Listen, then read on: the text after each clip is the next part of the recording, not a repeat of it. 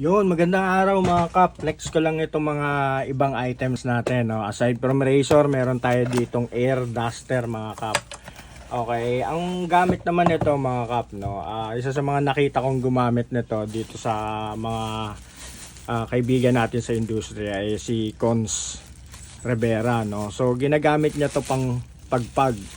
Okay, so parang ano siya, electric pa magpag. So mas ano lang, pampadali ng buhay, instead na pagpag ka ng pagpag, pwede mo na lang ito gamitin mo. Ayan. So kung mapapansin nyo, ayan, ayan sa kalakas. So pamagpag siya. So instead na manually papagpagan mo yung kliyente, pwede mong gamitin itong air duster. Okay, so yun mga kap, kung gusto nyong gumamit nito, meron tayong available. Okay, and then the same time meron din tayo ditong hair iron.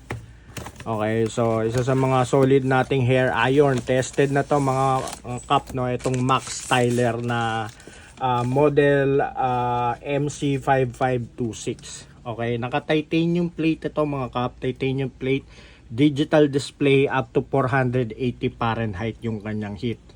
Okay, so yun lang mga kap. So kung kailangan nyo nito, hair iron at air duster, mag direct message lang kayo sa akin. Maraming salamat. God bless you all. Thank you.